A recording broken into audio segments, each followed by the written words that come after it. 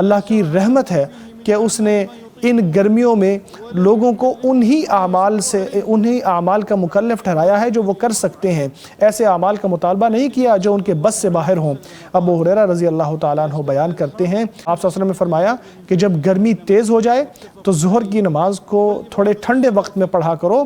کیونکہ یہ گرمی جہنم کے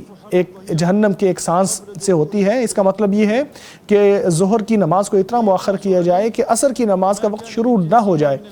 اسی کے اوپر بقیہ عبادات کا بھی قیاس کیا جا سکتا ہے، جن عبادات کو مؤخر کیا جا سکتا ہے ان کو مؤخر کر لینا چاہیے، جیسے کسی کفارے کا روزہ ہو یا کسی رمضان کی قضاء کا روزہ ہو تو جائز ہے کہ انسان اگر گرمیوں میں اس کو قضا نہیں کر پا رہا، رکھ نہیں پا رہا، تو جائز ہے کہ اس کو سردیوں تک مؤخر کر دے۔ سیدہ عائشہ رضی اللہ تعالیٰ عنہ سے اس بات کی دلیل ملتی ہے، بیان کرتی ہیں رمضان کے روزے رہ جاتے تھے اور ان کو میں قضا اگلے شعبان ہی میں کر پاتی تھی، لیکن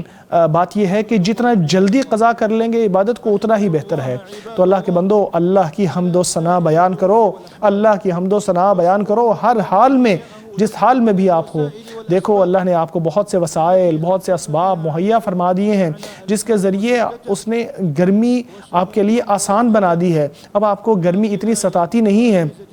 جتنی آپ کو مختلف قسم کے جو ایئر کنڈیشنز، پنکھے وغیرہ اس طرح کی چیزیں آپ کو دستیاب ہو گئی ہیں، ان کے ذریعے گرمی کا مقابلہ کرنا بڑا آسان ہو گیا ہے۔ بزرگوں کا خیال کرو، خاص طور پر وہ لوگ کہ جن کو گرمی بہت ستا رہی ہوتی ہے۔ ہر شخص اپنے مطابق کوئی نہ کوئی نیکی کرے، خاص طور پر ان گرمیوں کے دنوں میں کسی کو ٹھنڈا پانی پلا دینا بہترین صدقہ ہے، جیسا کہ ہمارے نبی مکرم صلی اللہ علیہ وسلم نے فرمایا ہے۔ اور ان بھائیوں کو ہمیشہ یاد کرو جو آپ کے مسلمان بھائی ہیں، جو ایسے حالات کا جن کو سامنا ہے، بہت گرمی کا سامنا بھی ہے اور پھر ان کے پیاروں کا جانا بھی ہے اور انفس اور ثمرات کی کمی بھی ہے۔ اے اللہ ان کے اوپر جو تنگیاں آئی ہیں ان کو ختم فرما دے۔ اے اللہ ان کے خوف کو امن میں بدل دے، ان کے پریشانی کو خوشی میں بدل دے، ان کی بھوک کو سیر میں بدل دے۔ اے اللہ تو ہی طاقتور ہے اور تو ہی ان کی مدد کر سکتا ہے۔